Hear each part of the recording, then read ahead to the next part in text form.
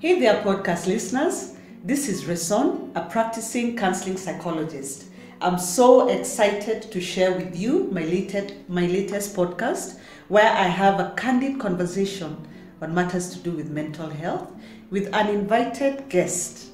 Now, I believe that there is something to be learned from everybody's life experiences. As unique as we are, the experiences we go through are also unique. Knowing that your journey can help somebody somewhere, somehow, will create a sense of hope and also help demystify misconceptions often associated with mental health. In this exciting and very interactive podcast, I will be having a conversation with Tabitha, an exciting and extremely gifted young lady who has literally taken up the role of being her sister's keeper. Welcome, Tabitha. It's a pleasure to host you, and thank you so much for taking up the invitation. Thank you. Kindly introduce yourself and why I have given you that role and title of being your sister's keeper. Oh, thank you for having me. First of all, you made me blush with all the compliments. But my name is Tabitha Nahuli. I'd like to say I'm a digital marketer by profession, but a social entrepreneur by passion. Mm-hmm. So I run a foundation that works with girls and women. We basically give trainings on sexual and reproductive health, and then also donate reusable pads. Okay. So I think maybe that's why you've given me the title Sister's Keeper. But I'm one person who, yes, I always care about other people, but also in my journey. And anyone who knows me knows that anytime I learn something, I always share with my friends and I invite them and I tag them along. So I'm like, okay, I've learned this new thing, we have to go and do it. Yeah. So I think that's how, for me, I always see them how I would want to see myself. Okay. So if I'm doing something that's helping me thrive, then I'll definitely pull my cousins, my friends along to come with me on the journey. Okay. I don't know if they like it, if they get irritated, but this is what comes with being part of my life. So I think that's why I would say I'm a sister's keeper. Okay. Wow, that sounds really, really interesting and a handful. Yeah. It must be a huge responsibility as well. Mm-hmm. And just to clarify, you said you donate something about reusable pads. Can you kindly just clarify that? Because when you say reusable pads, people who are not familiar might think, wow, how does that work? Okay, so basically when you're in your period, there are different ways you can collect your blood. So you can either use the disposable pads that we know, so like Always, Cortex, or something that's more cost friendly and environmental friendly is reusable pads. So they're basically the same way the Always and the Cortex would work, but they can be washed. So usually for people who are in marginalized areas or don't have as much of a disposable income, reusable pads are a greater alternative. So the foundation, basically, we just started training teenage mothers on how to make the pads. So we train them how to make the pads, they earn an income, and then now we donate to school-going girls of menstruating age or just women in general who would need access to the pads. Okay, thank you so much for that clarification. And how long have you been doing it? So I started the foundation in 2018, so we're turning 3 on August 11. Oh wow! How do we say? Happy birthday for that day. Yeah, it's a birthday. It's like a whole child. Yeah. Okay, and then again, please tell us the name of your foundation. Oh, my foundation is called Wezesha Binti Foundation. Wezesha Binti Foundation. Yes. And what are the links that people can get you before now we go into the conversation? Okay, so on all social medias, it's Wezesha Binti. On the website is www.wezeshabinti.org. Yeah, that's how you can get in touch with us, and then you'll be able to find our contact information from either social media or the website, which is also launching on our birthday. Okay. Thank you so much, Tabitha. That's why I said you're an amazing young lady. Thank you. You are brilliant in what you do, and one thing I do know about you, you're very passionate. If you put your mind on something, nothing can stand in your way. So I'm very humbled that you accepted this conversation, this invite conversation. Okay, so now we will get right into it. Okay. As I said, we are talking about matters to do with mental health.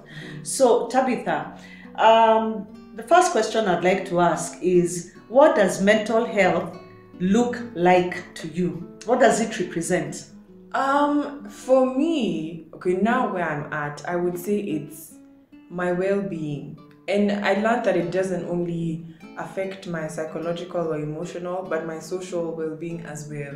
Because I noticed that if I'm not in a good place emotionally or psychologically, then socially, I'm also not in a good place. Like, that's the time I don't want to see anyone, I don't talk to any friends. So for me, it's anything that affects how I think, act, or feel. And the push is always to make it positive, but also recognize that I can have low days, and it's fine to have low days. Because healing and I think mental health, it's not a linear journey, but it's a journey. Some days you take 5 steps forward, 1 step back, and it's okay. So it also means to me letting myself go through the pieces, and not being too hard on myself. So what I hear you say is that you allow yourself to really get in touch with your, you've said, thoughts, with your feelings and with your emotions. Because we know ultimately this is what determines our behavior. And I also like the fact that you've said that you also acknowledge that it's okay not to be okay on other days. That if you're feeling low, it's okay to feel low. Because currently we have this toxic positivity that we have to be well and happy and and all these things that are out there, motivational, which is all good. But then it means that we are denying. That's true. Something that is happening. And you're like living a fallacy. Yes, exactly. You're not being genuine. Okay. Thank you. Now, what do you know about mental health? You've captured it very well, but what is it that you, as Tabitha, knows? So I think growing up, it was always how I learned about it is that I think there was a conversation going around that if you smoke too much weed, then you run mad. So me, I knew mental health is mad people. And then now, the more you start learning about it, the more you start reading, then you learn that there are all these illnesses and disorders. But you only hear about the extreme ones. I only heard about the extreme ones. Maybe bipolar, schizophrenia. And then now later is when I started learning about depression and anxiety, and suicide, and even eating disorders and substance abuse disorders. But so I think it's gone through a journey of knowing the stigmas and then now teaching myself that this is really what it is. But it only doesn't, for me, I don't think it only encompasses the illnesses, but also like necessary steps towards healing from like anxiety or depression. And also self-care. So that's what I would say. I know about mental health, and I also know that there's a difference between a therapist, a counselor, and a psychiatrist. Wow, look at you. One of my best friends is a psychologist. So I think, she would also come and teach us, and also help demystify just the conversation around it. And then I remember when I was looking into starting therapy, she was like, make sure you go and see the right person. You can't be dealing with something and you're going to see a psychiatrist. So I've also now been learning. So anytime she teaches us, we're like, so this is why. So there's something called trauma. Wow, I like the fact that you've been very proactive, that you've taken the step of self-educating, and we know with education, with knowledge comes empowerment, because you get insight into what it is that, into whatever it is that has probably been an enigma. You're now probably able to understand it better and to appreciate and differentiate what it entails. Also probably will bring forward and because you've touched on mental health, your perception was people who were mad, people who probably had smoked too much weed and gotten to that place where, we have these titles, amechizi, ameruka kichwa, amenoki. Like kichwa, something has not. So probably what I can bring in right now is the difference between mental health and mental illness. Now, you've talked about schizophrenia, you've talked about bipolar, you've talked about depression. Now, when we talk about those ones, all those are associated with mental illness. Now, when we talk about mental health, we are talking about anxiety, we're talking about stress, we're talking about fear, unnecessary, irrational fear. And that is what is known as mental health. Those that deal with our thoughts, our emotions, and our feelings. But if left unchecked, they can now escalate to the mental illness. And that is when the difference between the counselor, the psychologist, and the psychiatrist comes in. Yes. And I like the fact that you know, and you're very proud to know the difference. Yeah. Okay. Now, this is something that has actually affected all of us, regardless of whether we are aware or not. But how has COVID affected your mental health as Tabitha?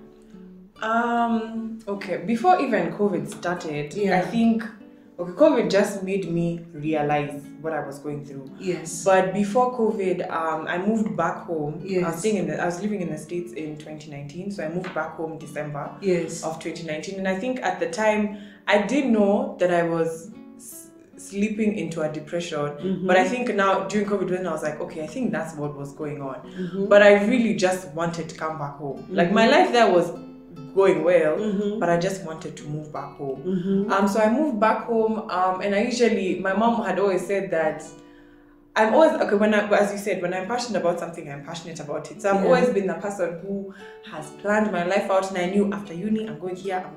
So I always do things on a marathon. Like when I'm on my high, I do everything in a marathon format. So when I told my parents I want to come back home, my mom was like, yeah, come back. Like, I mean, also you need to rest because you genuinely never rested. Like you've always been on the go. You finished one thing to another. One thing to another, because I finished my fourth year, December of 2018, January, I moved to the States. Wow. Then I was working then. So there was never a time where I just breathed. Okay. So I came back home, and then, when you come back, it's exciting. Everyone has missed you, because the last time I was here was 6 months ago. So you're still on the high. And then now, January sets in and people start going back to work, and you really don't have anything to do, because I wasn't working here. And then now slowly things started coming, like, okay, everyone's life has moved on, but I felt like mine was on a standstill. So I was like, what can I do to keep myself busy? So I went to driving school, and then you can't do that for a long time. So I finished that, and I was like, okay, now I need to do a language. So I started researching into French, and then I started now volunteering for someone. And then with that, so I was always busy, but I wasn't dealing with why I moved back home. Like, I was always pushing it aside. If you're busy and you get home and you're tired, you go sleep, wake up the next day, you're always on the go. So it went well. Then just before COVID started, we were negotiating how I can now start working for this person. Okay. And that's where you were. Yeah, where I was volunteering. So COVID comes, and then now everything is on a standstill. Yes. So I'm like, okay. Yeah. Really? Me, I thought COVID 3 months will be done. Yes, yeah. So I was like, okay, let me just continue resting. Yeah. Then the first month passes, nothing. The second month passes, nothing. Then I started getting really angry. And I think what I noticed is that that's why I said, like, if I'm not okay emotionally, it affects my behavior and also how I behave socially. So I was always lashing out at the people close to me. And I was like, I'm never this person, and I don't want to be this person. Then I started the foundation in 2018, but then we had to go on a break as we waited for registration papers to come out. So they came out, and I was like, maybe let me start working on this foundation thing while I wait for the job to come, because I knew I was going to start working. So we received a really huge donation of now reusable pads. And with a donation, with you getting a donor, it means that now you always have to go out and to work. Yes. And there was this concept of periods don't stop for pandemics, so neither do we. So I was on my high. So I was I was traveling during COVID, going to places, putting myself at risk, because I knew I was doing work that's beyond myself. So I went home for, like, I think 2 months. And I remember one day I couldn't get up. Like, I couldn't opened my eyes. I was just tired. But yeah, so I remember telling my friends about it, and I'm like, hey guys, today I really couldn't get up in the morning. And I don't know what it is, but I'm just feeling so drained. Then now one of my friends who's a psychologist told me, what you're facing is a burnout. That's what it's called. And she was like, yeah, because she also does, you know, work that involves passion. And she was like, so what I do is that I make sure I have one day off. And I'm always in touch with myself. But now with me taking time for myself came the guilt. Because there's this whole notion that has been put for periods don't stop for pandemic. So Tabitha also doesn't stop. So why am I stopping? Like, and then I would always tell myself, if I stop, it means that the opportunity I would have to help someone has gone. And then now this person's life is affected because I've stopped. So of course it came with a lot of unlearning, but that's when now I realized this thing that I was so passionate about, I started hating it. So it would come to things where and you know, and then everyone on social media sees the work you're doing, and everyone's like, oh my gosh, you're doing such amazing work and you're so inspirational. The feedback is so feedback is so positive. But how can I even start telling people this thing that you guys are praising me for, genuinely I'm starting to hate it. And to resent it. And I think for me, when I realized one of the signs that I know my mental health is not at 100 is when I'm starting to fall out of love with the things that bring me joy. Because this was the thing that brought me joy, you know. So yeah, I think it went on from like June to now, probably October. So this whole time I've been talking to my friends about it, and then one of them suggested, okay, I think now you need to look into therapy. And I said, okay, I'm going to look into it. Because you know, for me, I'd always thought that people who go to therapy are people who have anxiety or they're depressed. Like me, I don't have any of those things. In fact, more of depression. More of depression. Suicide. And I'm like, I wake up in the morning and I have days like I laugh. So like, you know, so I didn't really feel like I needed it. But then the more I continued working with the foundation, the more I would get tired. And it's not that tired that you feel like I would go on days where I would genuinely have the day off and I sleep, but then I'm just tired. Even like when I think about doing things for the foundation, I'm like, you are mentally tired. Today, do I want to do it? No. Then I also now got a job because the foundation doesn't pay. So you know, you're also doing something that you're being paid by impact and by passion. So what fuels you is the work, the improvement that you're making in people's lives, but then you also can't see the financial aspect of it. So also you have to live and your things are also suffering because you're doing this work. So I think also that was what was attributing to me not liking it.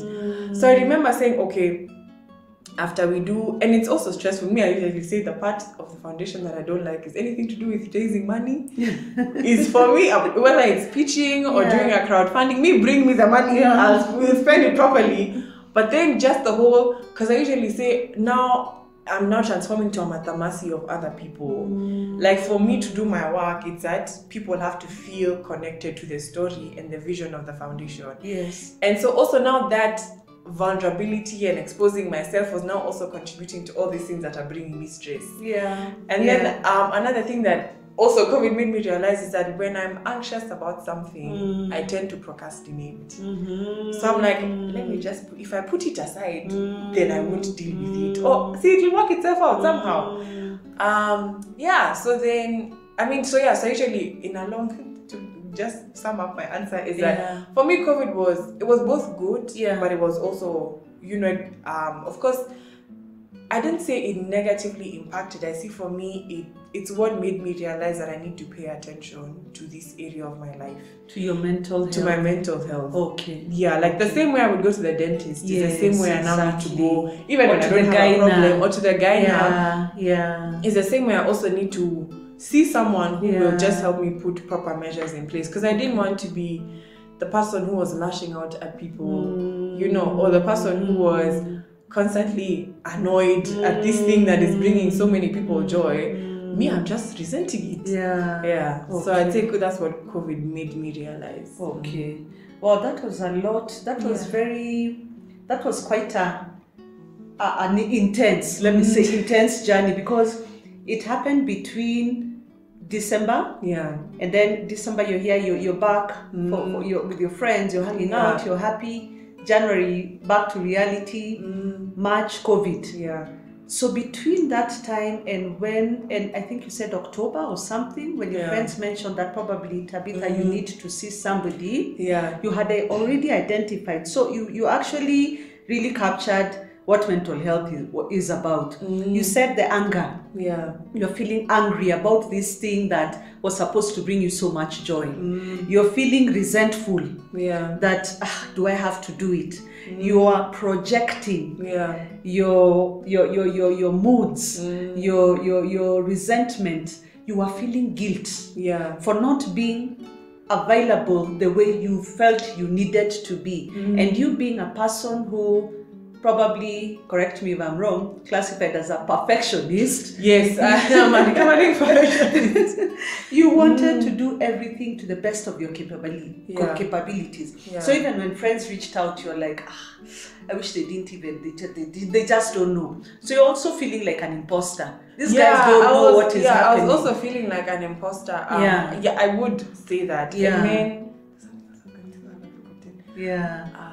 anyway, it'll come back to me. Okay, when it comes back, just bring it up. And then you really captured the burnout so well. Yes. Sorry, now I remembered. Another thing that I've always been an extroverted person. So my personality type is I'm a choleric sanguine. So I like being around people. Yes. But when I was not doing well, I didn't want to see anyone. Yeah. So I just wanted to be by myself. Yeah. Like people would be saying, oh, we're going here. Okay, great. You guys go. Yeah. Then I also felt like when I was away, I always felt like I was missing out. You guys call it FOMO? Yeah, FOMO. Yeah. So then, and now it got to a place where people wouldn't invite me for things. And I'm like, okay, these guys learned how to live without me. So I guess it's just going to be me by myself from here on out. Now you started feeling sorry for yourself. Yeah, I started feeling sorry for myself. And those are the flags that should have told me earlier on. Yeah. But I just ignored them. So I just made sure that I was so busy to not take note. And you know what it is, Tabitha? When you were so busy, that was your coping mechanism. Because you were suppressing all these feelings. You're just suppressing until when it finally just boiled over and you decided to see a therapist. Yeah. So, I mean, you really captured it so well. I'm thinking, oh my God, do I have any other questions? Now, you've talked about, can you let me know, how did you know that you are not doing well? You've said, yes, just now you said that your personality is such that you want to be around people, but then you withdrew from friends and company. You self-isolated. Yeah. Yes. Any other red flags that you can pinpoint? I think, and also, let's say the burnout. Yeah, the burnout. For me, usually, like, things that would bring me happiness, I just didn't want to do them anymore. I think those were the three things that, if either I didn't recognize them, then definitely my mom noticed them. She's like, how come these days you're always in your room and you would always, like, normally you would always come, and I talk a lot and I have a lot of stories. So she's like, these days you don't even come and tell me any stories. So what's going on? Like, you just want to be by yourself. And I was also shutting people out. Like, sometimes people would text me, I can see the text and I can see them calling me, but I just don't want to talk about it. I just don't. And then also another thing is that I'm always the kind of person who celebrates my people's wins. So if my brother or my friends or my siblings are doing amazing things, I'm your biggest cheerleader. But those days, I didn't want to hear your good news. Yeah, you just didn't care. I didn't care because me, I don't have any good news. So yes, I'm happy for you, but you celebrate there by yourself. Don't come and tell me. And I think what it is also, Tabitha, you have been genuine. There was no superficialness going on, if there's any word like that. So you are, sometimes that can also make us be authentic, because we are not taking care of other people's feelings. We are taking care now. This is what I feel. Judge me, take it the way you want. I mean, that's okay, but this is where I am. So thanks. I mean that is very, those are triggers. And where I keep saying triggers is that if listeners will hear and say, by the way, that's what I went through. You mean this is what is happening? I can totally relate to what Tabitha is saying.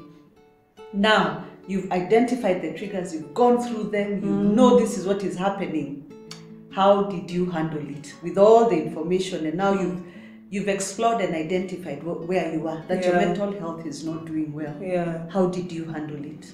So I knew I needed therapy. Yeah. And I wanted to go for therapy. Yes. So I identified in October. I remember when my friend sent me a list of resources. This one does this one specializes in this. There was a whole list. Yeah. But so I looked at the list and I said, great, thanks. Yeah. I'll do my research. And I did my research and I found where I wanted to go.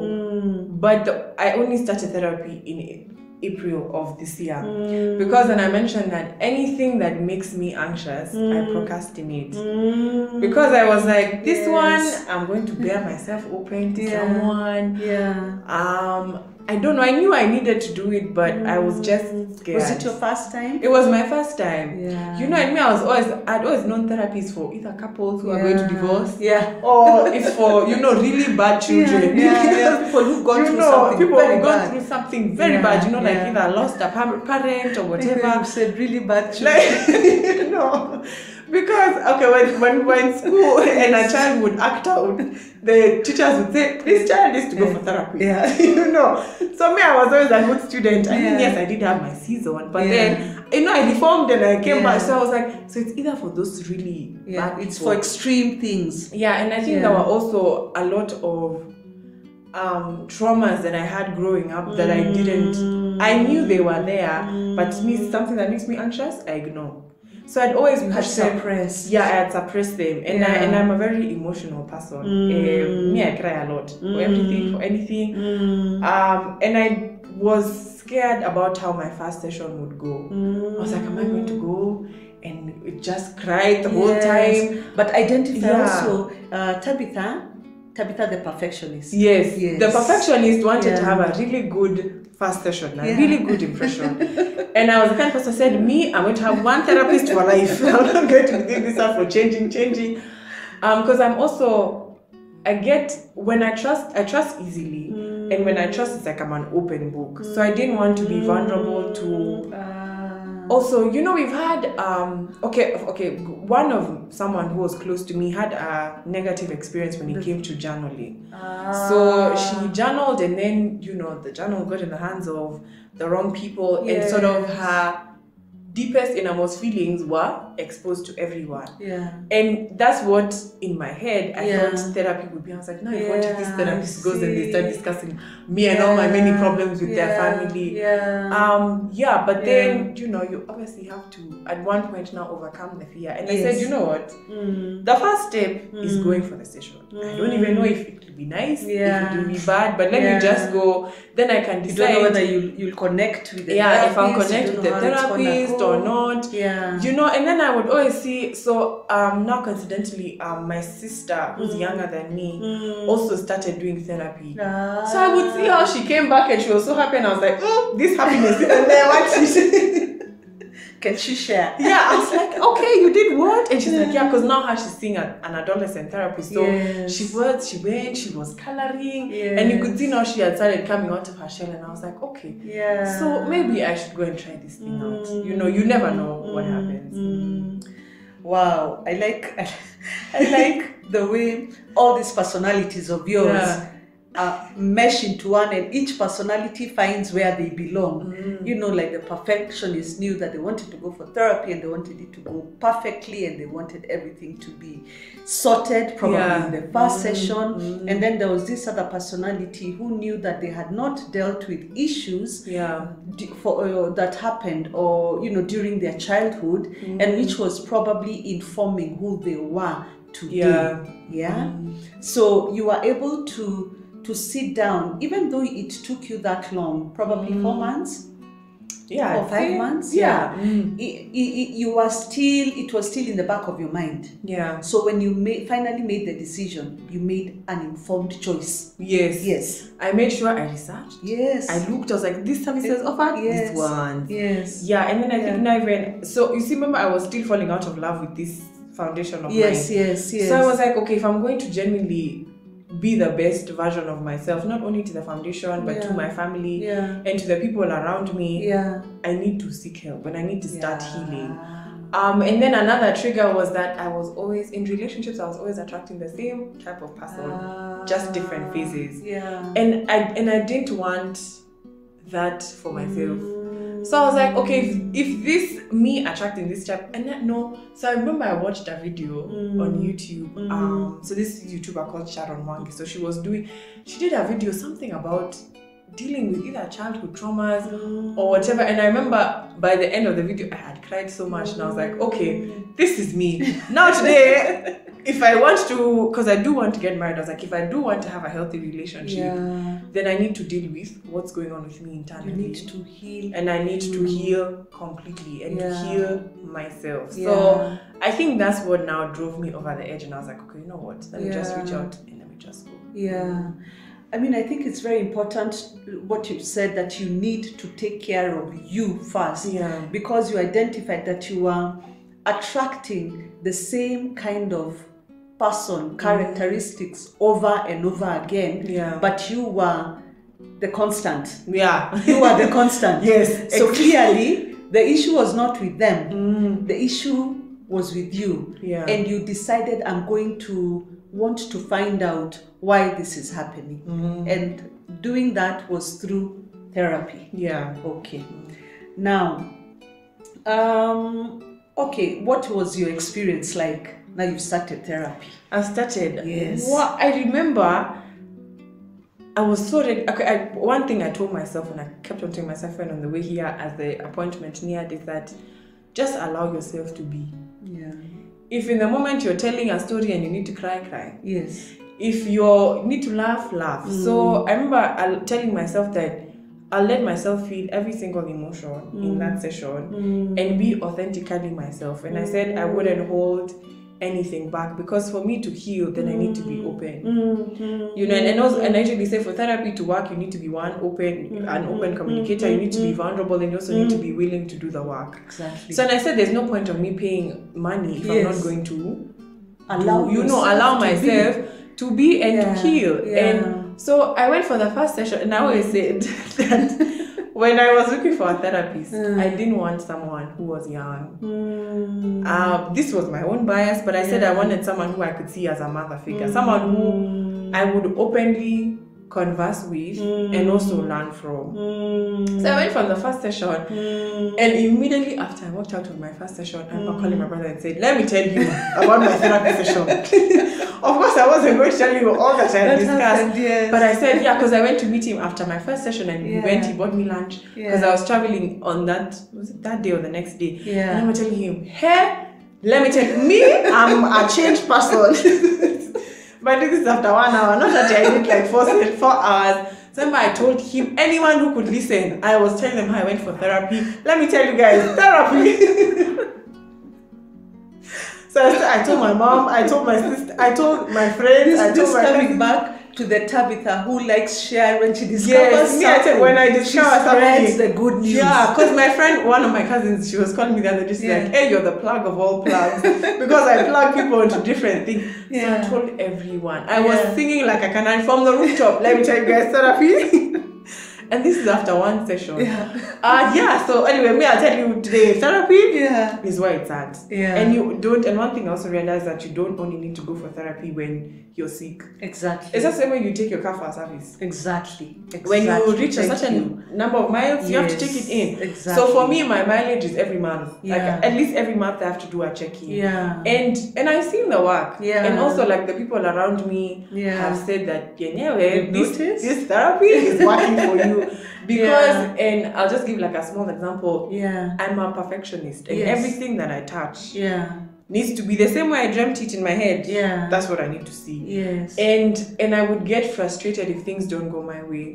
So when I was planning events or like doing things that involved anything that I'd put my heart into, and if people were late or things weren't working out, one of my biggest pet peeves is lateness. So if things weren't working out, I'd get frustrated, and when I'm really frustrated, I cry. So now I've been going for therapy for like 2 months. So I went I was shooting videos for my foundation. So the first shooting day, I went because I was going to do my makeup. I went, my makeup artist was late. So she thought that she had received a message and thought that I had cancelled, but it was for another client. So I got there, I'm calling her, she's like, oh, I'm just waking up now. Yeah. So, and my cousin was there with me. Yeah. So my cousin is like, don't cry. I'm like, no, it's okay, because she knows if I get frustrated, I cry. So I was just like, no, it's okay. So I told her, anyway, just try and hurry up because I'm running a bit late. Yeah. So she came, she did the makeup. I was happy with her. Like I didn't, because usually if I'm angry with someone, I show an attitude. Okay. Like I'll just be the most unpleasant person. Yeah. So my cousin is just watching me the whole time. Yeah. Then we get to the studio. Yeah. The microphones weren't there.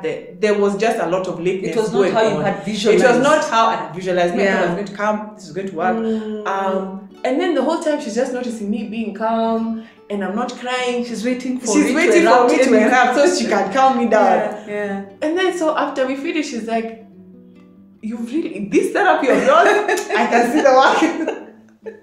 Because now I was more in touch with my triggers. I wasn't letting I wasn't letting that affect, like how I feel emotionally affect my behavior, but I would still recognize, like I learned how to name my emotions. So I would say, okay, what I'm feeling right now is frustration and anger. Yes. And I also needed to learn that. My perfectionist self needed to learn that. Yeah.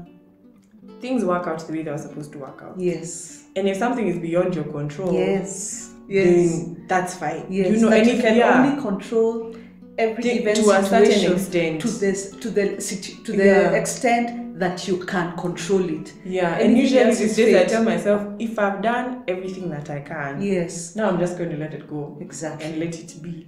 Okay. And even sometimes the things that work out the way you had not planned to turn out to be the best things. True. Yeah. True. Because they're authentic. Because they're authentic. Yes. So these days I'm like, I can definitely see the work in myself. Okay. Yeah, I've definitely become more patient. Yes. I'm more slow to anger. I used to say I'm like a fuse, I'm like a spark. Yes, yes. Like anything I get angry really quickly, but I also let go really quickly. Like I'm not long-tempered, I'm short-tempered. I like the way you said that you got in touch with your feelings. You identified your thoughts. You identified the emotion. Okay, right now I'm feeling very irritated. So I'm feeling very irritated. I've identified. And then why am I irritated? I'm irritated because this the makeup artist hasn't come. Is that within my control? No. So what can I do? Relax. Yeah. So you just have constantly having this conversation in your mind. And I think also what we can also call that is living in the moment. Yeah. In that present moment. Not 5 minutes or half an hour or back. That present moment. Yeah, because I really used to like control. Yes. So normally it would be like, okay, anything that happens now affects what happens 5 minutes later. Yeah. So I would think this babe is late. Yeah. If she's late, it means I'm going to get the studio late, and I'm going to keep my guests late, and like it was just a whole ripple effect. So it makes me anxious, and then I'm angry, and then that would also have affected how I would have conducted the interviews. So I just said, you know what, just breathe in and out. Yeah. Wow. I mean, clearly, as your cousin said, you're the plug. You are the plug for therapy. And for people who have never been for therapy, listen to what Tabitha has said. Her tribulations in the beginning, thinking, oh, will it work out? How will it be? Her anxious moments of thinking, I'll go lay myself bare, open myself, be vulnerable. Will whatever I talk about, will it be out there and people talking about it?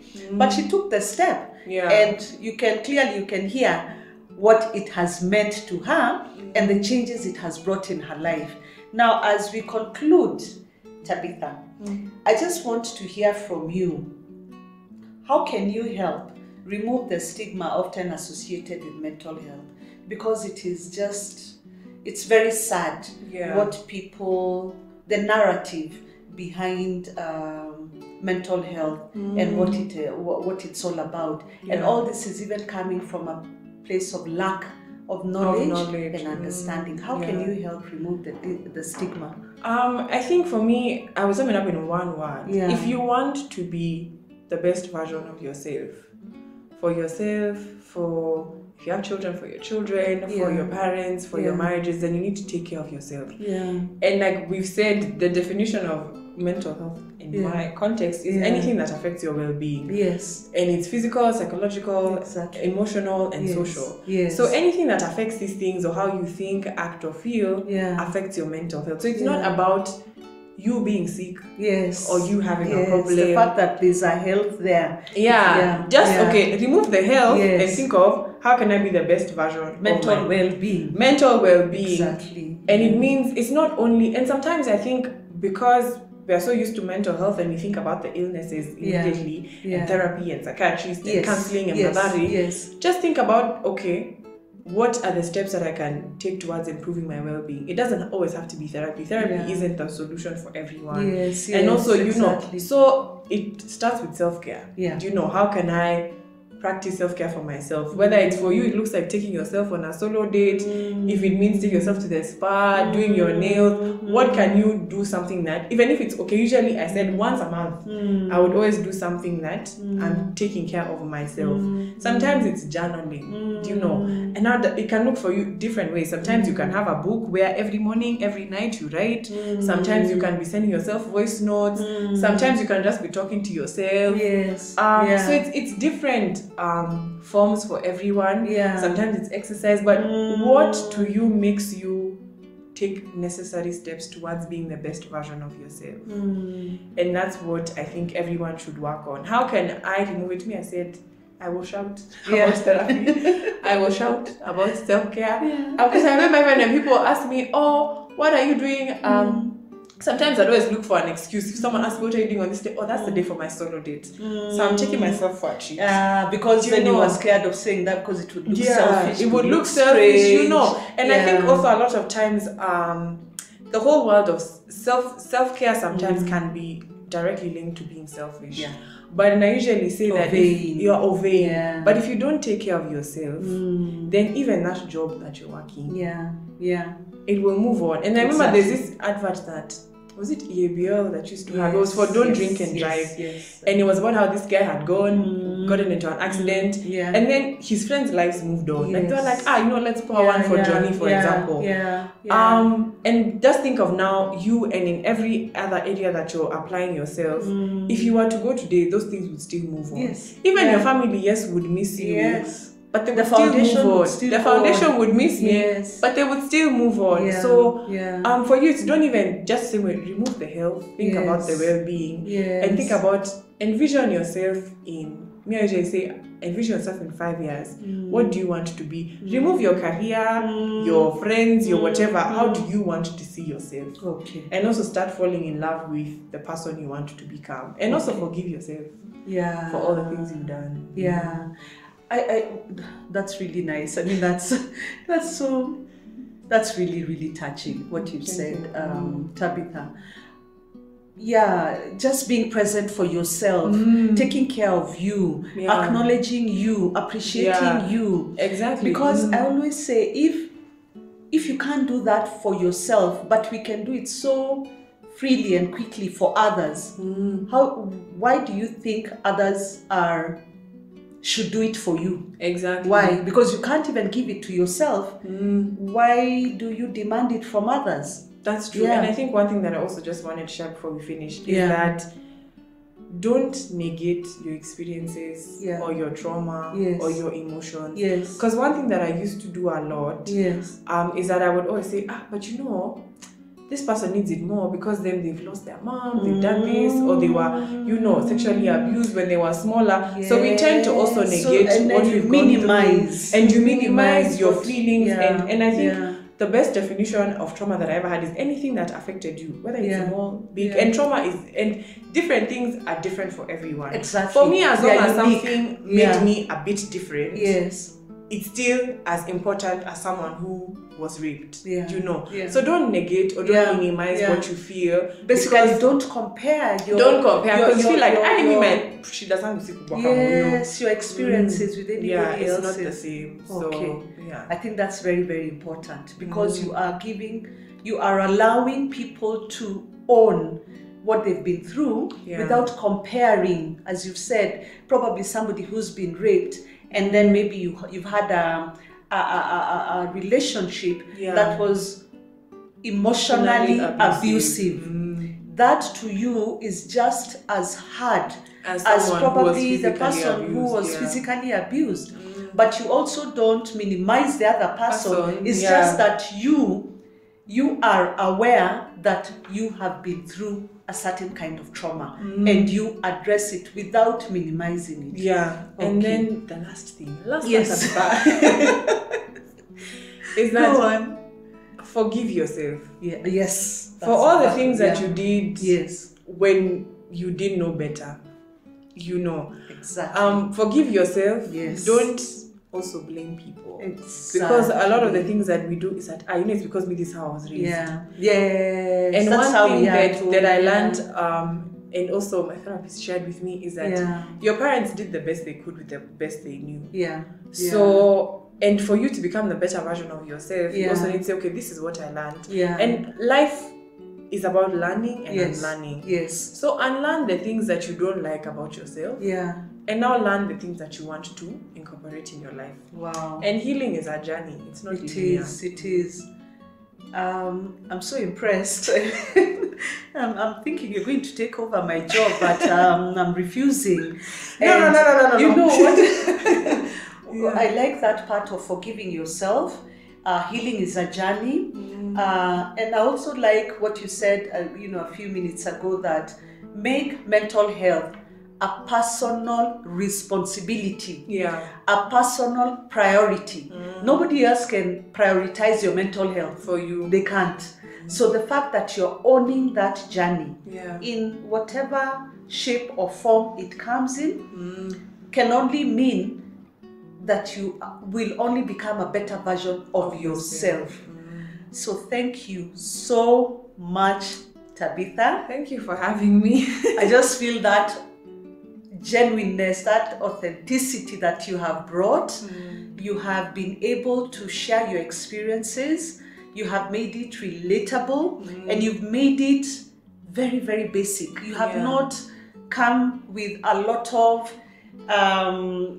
jargon and a lot of issues and challenges that people would not really have. Whatever you have brought has been what everybody else has been going through. And even if you came with other heavier issues or whatever, that's okay, because guess what, there's somebody else going through that.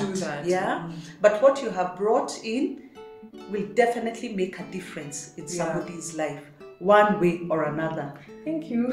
And I like also, before you finish, you said that when you know better, you do better. When you know better, you do better. So you learn as you go along. And then you shed the behavior that was destructive or that was not productive. So there's a vacuum there, which will be occupied by the new learnings. Yes, exactly. So thank you very much, podcast listeners. Thank you for being for staying with me and Tabitha as we've talked about mental health and what it entails. You've had Tabitha's journey, and I welcome you, podcast listeners. Please share your stories with your friends, with your family, with your colleagues, because whatever you're going through, you may feel it is unique to you, but guess what? It is unique to you, but it is something that has happened one way or another to somebody somewhere. So until next time, follow us on our social media platforms, which are below the podcast, and I will see you next month. Bye.